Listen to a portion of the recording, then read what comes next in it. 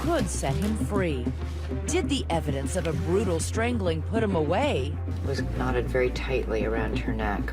Or was it a hell-bent detective honing in on an easy target? You said you didn't see a car, you never heard a car, you never touched a car. Lo and behold, guess whose DNA is inside a dead girl's car? Tonight, one woman's crusade to prove his innocence. People just lost track of who was doing what. Lost track in a high-profile murder case? We're showing you the crime scene. At the water's edge fishing, there's no way I could even lean out and see that there's anything going on. Tapes the jury never saw. Even the judge now rethinking the case. What do you think after watching that videotape? It does make me question whether or not Mark Carver did it. Did they catch a murderer or make one? If Mark Carver didn't kill Ira Yarmolenko, then who did? Hello, I'm Elizabeth Vargas. And I'm David Muir. As we come on the air here tonight, a man sits in a North Carolina prison nearly 6 years into a life sentence for killing this young woman right here behind us tonight. But just like that hit documentary series, Making a Murderer, questions are now being raised. Is an innocent man behind bars? Just yesterday, Mark Carver's lawyer filed a motion to have his conviction overturned to start fresh with a new trial. I've now spent hours with that man at the center who refused a plea deal, saying he wouldn't confess to something he didn't do. After tonight, will you think he did it? Drive west from Charlotte, North Carolina on Interstate 85 and you'll cross the Catawba River. Wide and placid, it's a big draw for recreational boaters and sportsmen. In close but separate locations on the river's wooded banks, two people arrive here on the morning of May 5th, 2008. They could not be more different. One is a 20-year-old student from nearby UNC Charlotte, Ira Yarmolenko, a musician, a photographer, a poet. We as women, as children. An outdoorsy type who loves nature. Ooh. She really enjoyed the beauty of nature. She tried to find it everywhere. Pavel is Ira's brother. Why do you think your sister drove to the river that day? I think that she was looking for a pretty spot to take pictures at. Ira is originally from the Ukraine, immigrating here with her family when she was just 7 years old. The other person on the river that day, 39-year-old Mark Carver. He's from just down the road in nearby Gastonia, a dirt road which bears his family name, lined with modest dwellings which house his relatives. Carver was a very simple person. His family lived out in the country, didn't have much education, could not read very well, cannot write very well. Unlike Ira, Mark has never been to college. In fact, he's never gone to high school. After years of working in the local cotton mills, he now spends his day here at this fishing hole on the Catawba, where he casts away his troubles, often with this man, his cousin, Neil Cassida. Robin Carver is Mark's sister-in-law. Oh, they were together all the time when they were fishing and stuff. What happened on that river that bright May day is as perplexing as it was violent, serving a life sentence for her murder. I recently went behind the barbed wire and concrete walls to hear his story. Hi, Mark. Hi. I'm Elizabeth. Okay. Nice to meet you. You too. Why don't you have a seat? Okay. How long have you been in this prison, Mark? 5 years. There is no question that what happened to Ira that day was terrible and tragic. But attorney Chris Muma, who's devoted her career to exonerating the wrongfully convicted, says Carver is also a victim. We think Mark is innocent. And if Mark is innocent, the family has not received justice, and the true perpetrator is still out on the streets. Muma took me out on the river to the spot where Carver and Cassida were fishing that morning. Mark would back his truck up to down this road? Down here. So he didn't walk the road, he drove down. He drove down. And literally parked with the back of the truck right here. He would sit on the back, the tailgate, and fish. Cassida left around 12:30 that afternoon, leaving Carver alone. Half an hour later, two jet skiers out for a ride on the Catawba come upon a gruesome scene. Peteski County 911. I'm a boater on the Catawba River above the I-85 bridge. something blue and metallic catches Body, her car, found 100 yards upriver from Carver's fishing hole. The police found Ira's body right beside the driver's side of the car. Elizabeth Leland has written extensively about the case for the Charlotte Observer. She says the bizarre crime scene posed far more questions than answers. She wasn't raped. She wasn't robbed. There were lots of things that just didn't make sense about this case. Among them, the odd manner of death. These 3 ligatures around her neck. There was the very dainty little blue ribbon. A disturbing discovery in the Catawba River, a body. As the media descends, police begin canvassing the area for witnesses. They talk to those 2 jet skiers and to construction workers who were in the area where Ira's body was found. We went to see if anything could be done, but it was too late. There was no movement. And of course, they find that fisherman calmly casting for carp just downstream, Mark Carver. And what did they tell you was happening? They didn't tell me nothing. They just said they need to get my name and address and my fishing license. I give them to them, and then he gave them back. I shook his hand, and they went up through there. Carver is cooperative, but not very helpful. He says he neither saw nor heard anything. So police have nothing but bad news to deliver when they notify Ira's family. A police officer came to the door. What did he say? He slowly walked in and told us that unfortunately they have found my sister's body and that they're very certain that it's her. I can't fathom getting news like that. I think all of us simply collapsed where we were, and that was it. Days pass with no arrest. The mystery now as deep as the sorrow. I hope that when you go home tonight, you will tell everybody that you love them. You will tell everyone that you know that you love them. Pavel eulogizes his sister at a memorial service on campus. In the coming days, she is laid to rest, while detectives speak to those who last saw her, piecing together her final steps. This video is to represent the timeline for Miss Irina Yarmolenko. Detectives record this timeline video. Ira spent the morning running errands. She went to the credit union, then she went to the Goodwill.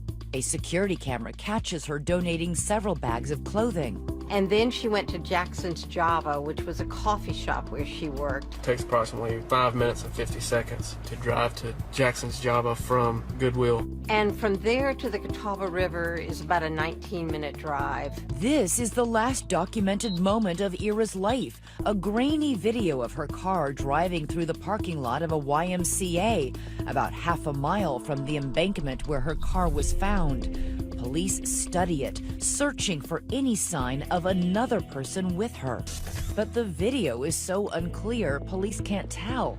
So they pursue the theory that Ira must have met her killer out on the river. If someone approached her that she didn't know, would she have had her defenses up? Unfortunately for her, I think she was much more of an outgoing type of person. The kind of person who would trust people she didn't know? I think so, yeah. With the search for the killer dragging on for weeks and then months, public pressure on the police to solve the crime mounts. We were tormented by this search. We thought of it more or less constantly. So police bring Mark Carver back in and start to do some fishing of their own. Do you know what DNA is? Are they about to find a murderer or make one? Everybody was just in shock. We just couldn't believe it was happening. Stay with us.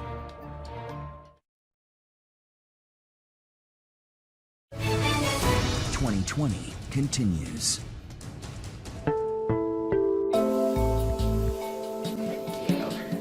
I'll need you to put on these gloves before going through the evidence. On the ground floor of the Gaston County Courthouse, we find this cardboard box. Inside, the evidence from the Ira Yarmolenko crime scene, the 3 ligatures that were wrapped around her neck, a small floral bag from which one of those ligatures, a blue ribbon, had been torn. Look at how tight that knot is. Crime scene photos of her car on the banks of the river, all pieces of a Rubik's Cube of a case. Investigators spend 6 months working every possible lead and interviewing cooperative witnesses like Mark Carver repeatedly. Did you see that little girl? I told him I didn't know what happened to the girl, but I went up there and helped her. Carver and his cousin Neil Cassida both volunteered DNA samples. Meanwhile, Ira's family works the media, keeping images of the smiling student, the carefree spirit that was Ira, alive in the public's mind. We simply did the only thing we could do, contact local media and get information out there so that possible witnesses would submit information. Pavel, a brother who won't quit, at one point appeals directly to the killer. I have no doubt that once you truly realize how deeply you've hurt us all, you'll have no choice but to surrender. It is not until 7 months after the murder that investigators finally catch a break. They have a DNA match. Traces of Mark Carver's DNA in one spot on the outside of the car, above the rear driver's side door. Neil Cassida's DNA is in 2 spots, on the inside of the right passenger window and on an armrest. What kind of DNA are we talking about? It's DNA where skin cells have been shed, and typically it's called touch DNA. It is not blood DNA or semen, but police think it's enough, even though the 2 cousins had no obvious motive for murder. The question that the DNA never answered and the police never could was why these men would kill Ira Yarmolenko. Groping for answers, police come up with a theory that Ira had somehow seen Carver and Cassida doing something so outrageous they had to kill her to keep their secret. Their theory was that Ira was down there to photograph and caught the men doing something that they didn't want anybody to know about.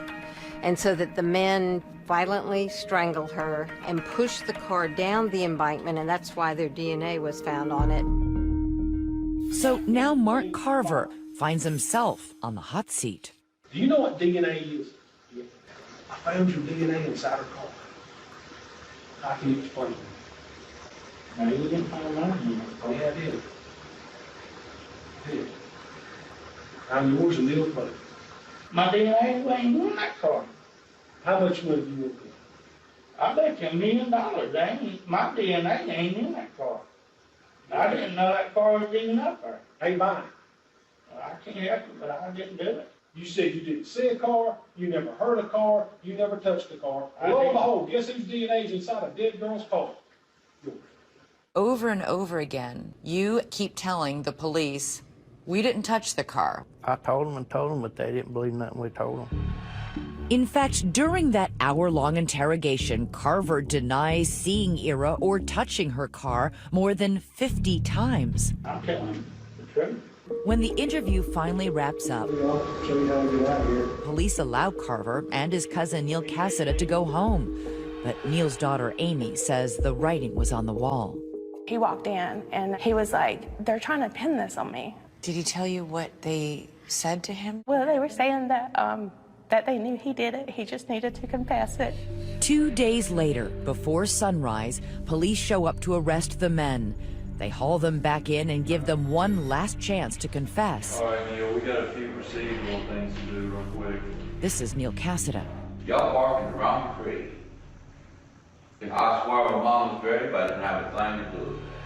No confession, no matter. Police charge Mark Carver and Neil Cassida with her murder. The 2 men are charged with first-degree murder, even though Neil Cassida had already passed a polygraph. The men appear stunned and confused at their arraignment the following day.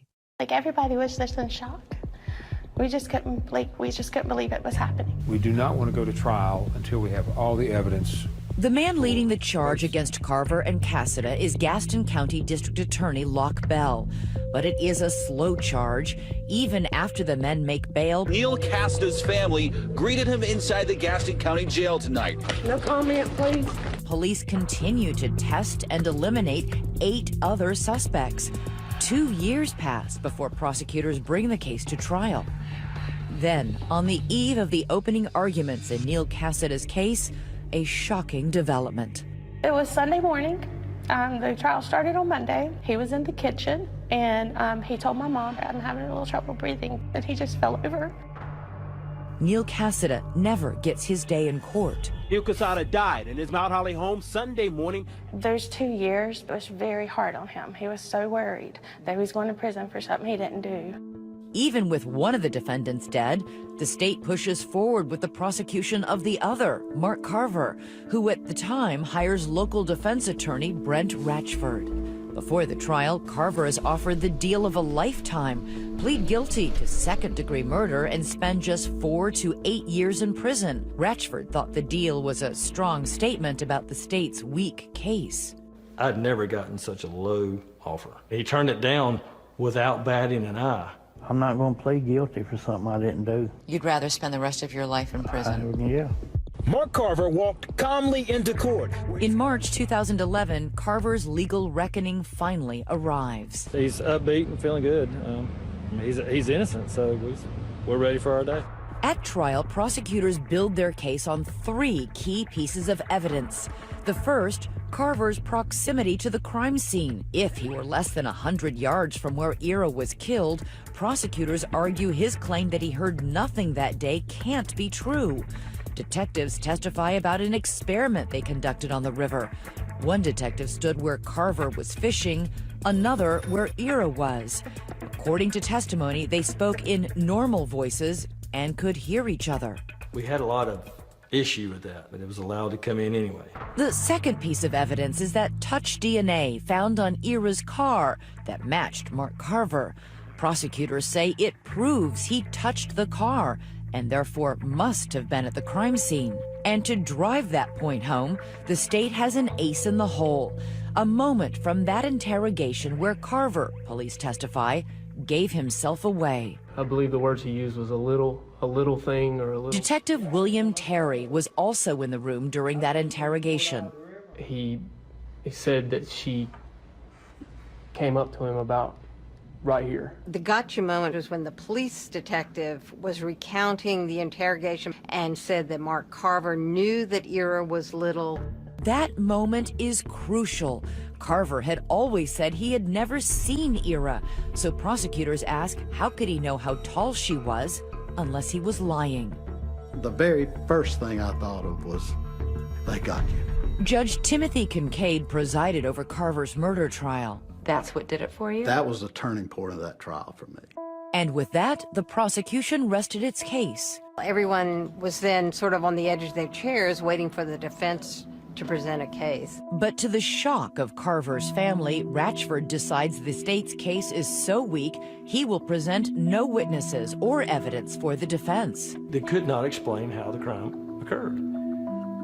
Based on that, the jury's not going to be convinced beyond a reasonable doubt. They told us no way that they were going to be convicted. They're wrong. It takes the jury just a few hours to return with a verdict, guilty of first-degree murder.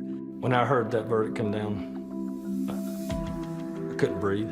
I was like, oh my God, they got it wrong. Judge Kincaid sentences Carver to life in prison, but while his cell door slams shut, another investigation is just beginning. So let's send you over to where Ira was. How much of the state's case really holds water? Tell her to yell. Stay with us.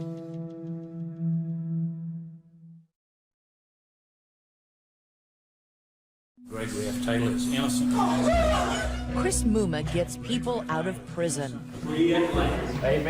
Her organization, the North Carolina Center on Actual Innocence, has had a hand in overturning 19 convictions. The point at which I really thought maybe there was something to this case was finding out that Chris Muma was involved. And I thank you so much.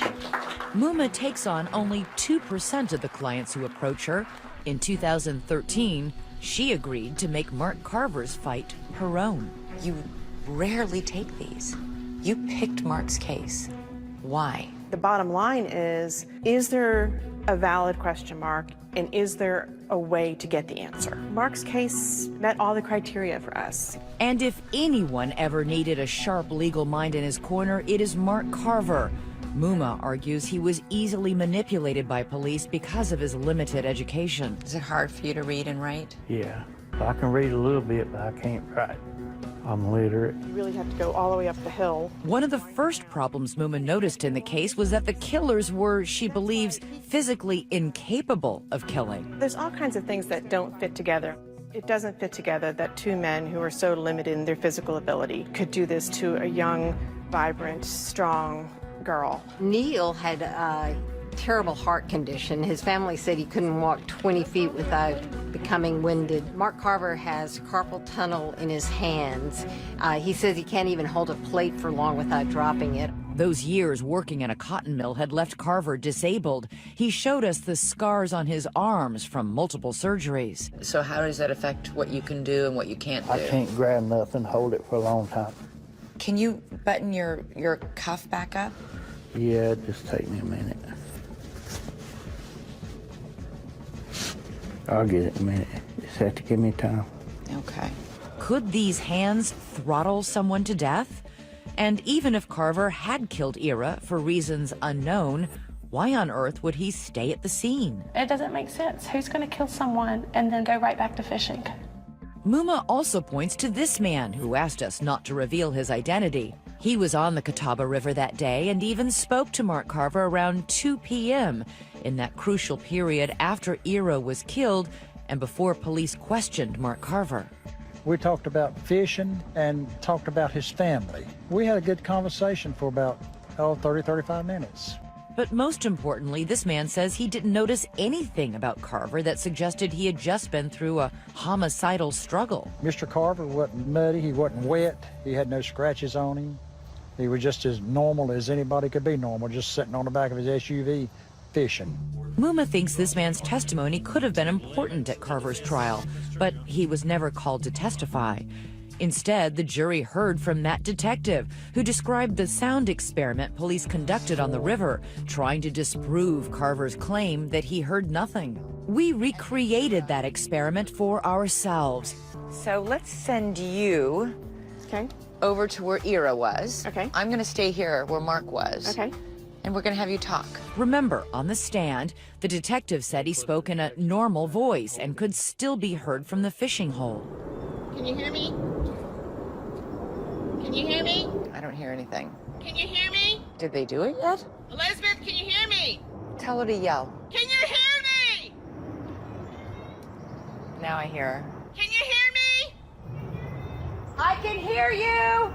You cannot hear each other talking at a normal voice. You can't hear each other talking when you raise your voice several levels, and that's what I did with you. You shouted as loud as you could. I did shout as loud as I could. Of course, the jurors never saw an experiment like this. They just heard the detective's testimony about it.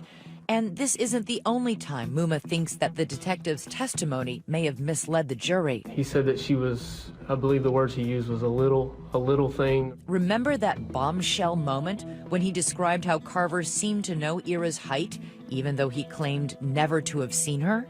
He said that she came up to him about right here.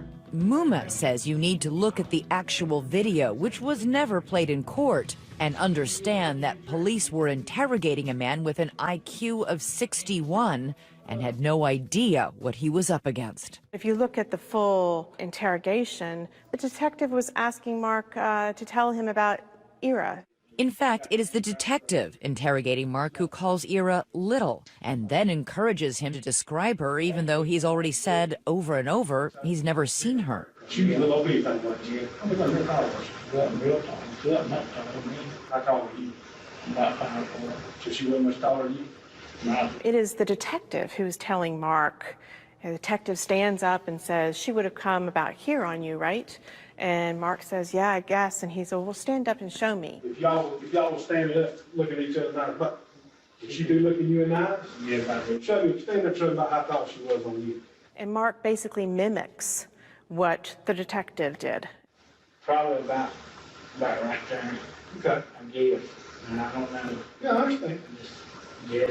Okay. Was he being manipulated? I think it was manipulative to present that at trial without clarification. And I think it was error for the defense to not challenge that. Again, jurors in the case never saw this video. They just heard the detective describe it. Judge Timothy Kincaid, who presided over the case, also found the detective's trial testimony persuasive, but he'd never seen the tape either. You never saw the little girl again? This is the actual interrogation. Never saw her call. She was a little bit like what you. I'm going to call her. She wasn't real tall. She wasn't that tall to me. What do you think after watching that videotape of the interrogation? I think it was quite leading. The detective was using the language first, in other words. He was. Do you think that Mark Carver was being led by the detectives and is simple enough that he would just echo whatever this man was saying? I can't answer that. I think it does put a new light on the whole thing. What kind of light? It does make me question whether or not Mark Carver did it. Certainly, I think that could have created reasonable doubt. But what about that final and most damning piece of evidence, the touch DNA that seemed to place Carver at the crime scene? When you hear the words DNA match, that sounds like as close to a sure thing as you can get. Muma says not so fast. Whatever you think you know about the infallibility of DNA, think again. Is there another explanation for how that DNA got there? Stay with us.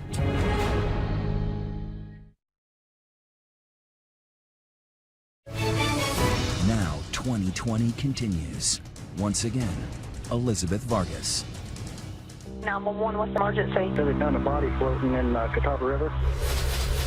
In the hours after Ira Yarmolenko's body was found, local news crews recorded this footage of police processing the scene. It looks like they're all over it, but attorney Chris Muma says looks can be deceiving. It was actually 2 months later before the vehicle was swabbed. Why did the police wait 2 months before swabbing that car for DNA? It seems from the records that people just lost track of who was doing what. Lost track in a high-profile... Forensic science. It was that technology that gave detectives here the break they needed. Those traces of Mark Carver's touch DNA on Ira's car. Mark's DNA was not found on anything else.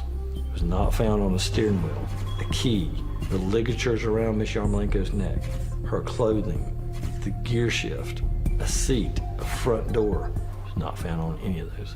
And they were tested. What about under Ira's fingernails? Was there any DNA there? There were two profiles. There was hers, which you would expect to find there, but there also was another profile that was unidentified. To this day, police have not been able to identify to whom that mystery DNA belongs, or explain why so little of Mark Carver's or Neil Cassidy's DNA was found at the crime scene. Wouldn't his DNA have been all over Ira? We're talking about a life and death struggle here, a death match. I would expect to see more of his DNA on her body or on her clothing. Dr. Lawrence Kobylinski is a DNA expert who has testified in nearly 50 trials. To be left behind. The simplest explanation is that he did not touch those ligatures. And if it's possible that Carver didn't touch the ligatures, is it also possible he didn't actually touch the car? Most people think of DNA only being able to be in a place if they specifically touch it, and they don't consider the fact that someone else may have had contact with them and then touched the car. There are two ways that DNA can be deposited on an item of evidence.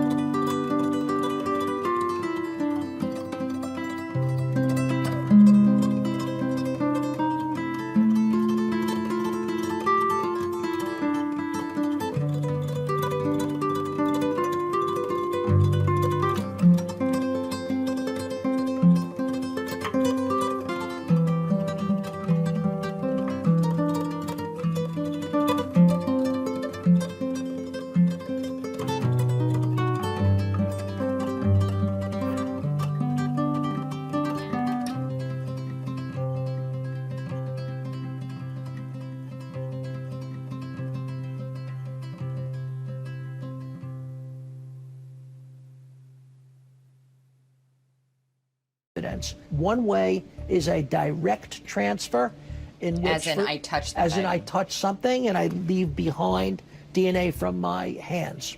The second possibility is an indirect or secondary transfer, where I shake your hand, and now I touch a vehicle, and I transfer your DNA onto that vehicle. So how could Carver's DNA have been transferred? Remember, he spoke to police that day on the banks of the river. The officer who came over and took Mark's driver's license, so he's holding an item that has Mark's DNA on it, and he shook Mark's hand. And look again at the crime scene photos and video. Muma says it's clear some of the officers were not wearing gloves, even while they were touching the car. They're touching the inside of the car, they're touching the outside of the car, they're touching the doors, the handles, so it's contaminated. This officer even appears to lean on the car door. And something else is startling. While reviewing the video shot at the crime scene that day, we came across this footage. It appears to show an officer rubbing the exact area of Ira Yarmolenko's car where Mark Carver's touch DNA was found. And as you can see, he's not wearing gloves. Were any of the officers who were touching that car, did any of them have their DNA tested? There's no record of any DNA being taken from any officer who was at the scene. At Carver's trial, secondary transfer of his touch DNA was dismissed as highly unlikely. But it has happened before. In 2012, a millionaire from California was murdered in his home. Forensic experts found DNA on his fingernails that they were able to link to 26-year-old Lucas Anderson. There was only one problem. Anderson had an airtight alibi. At the time of the murder, he was in the hospital being treated for severe intoxication. It turns out the same two paramedics that scooped up Anderson, who was living on the streets, were at the murder scene a short time later. Once prosecutors realized Anderson's DNA had been transferred to the crime scene by paramedics, he was finally cleared. If you're not careful, you're going to end up putting somebody at a crime scene who was never there. So why didn't Carver's original defense attorney call a DNA expert to explain how that might have happened here? Sometimes you're opening Pandora's box. You think you're putting in a lot of good evidence, but it could turn around and bite you. Then a DNA expert is not going to help you. Ratchford's decisions continue to haunt Mark's family. Robin, have you spoken to Mark in prison? We speak to him twice a week and go and visit when we can. He just wants to come home. Just imagine living every day in there knowing you didn't do it. But if Mark Carver didn't kill Ira Yarmolenko, who did? Did she travel from Charlotte by herself? Or someone else in that car? An inmate wrote a letter, said that he had killed Ira Yarmolenko. The hunt for other suspects, next.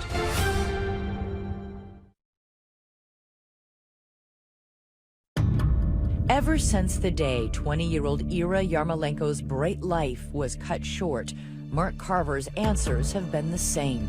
Mark, did you kill Ira? No. Did you strangle that young woman? No.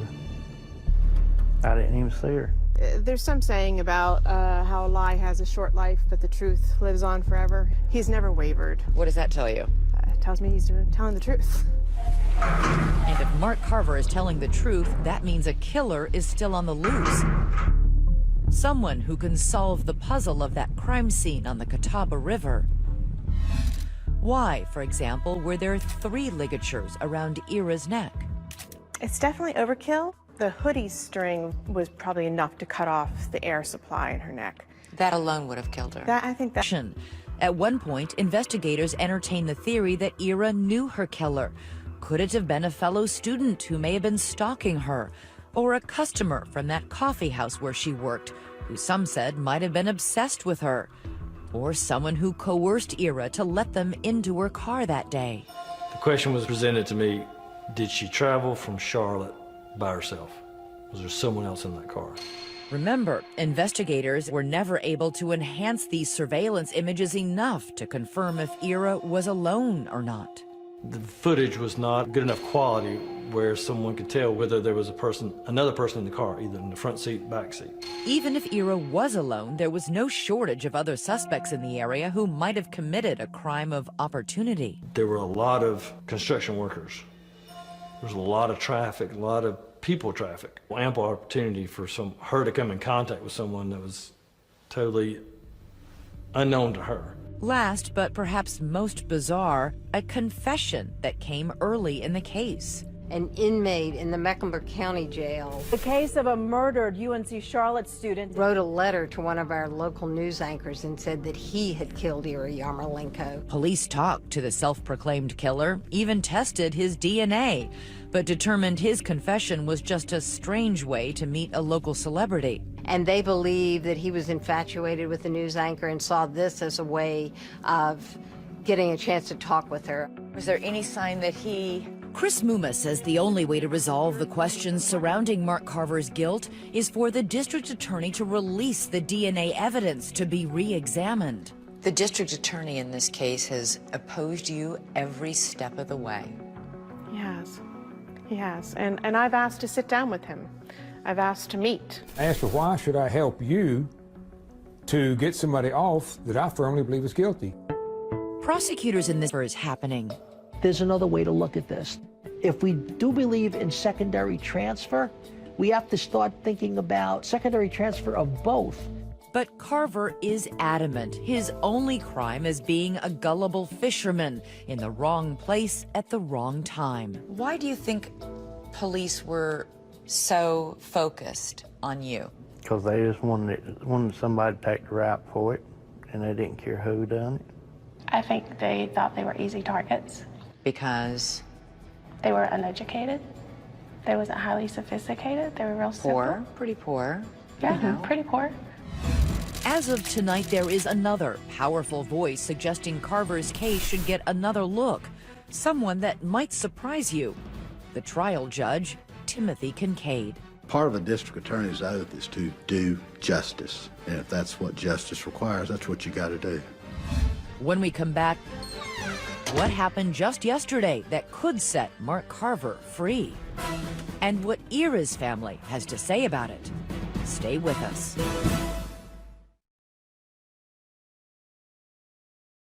It's been nearly 6 years since Mark Carver was convicted of Ira Yarmolenko's murder. His original defense attorney stands by his handling of the case, but has been haunted by it ever since. This is the one trial in 20 years that I have lost sleep over. Mark Carver is innocent. I would love to get a second chance. A second chance for Mark Carver. That's what Chris Muma hopes she can deliver. Just yesterday,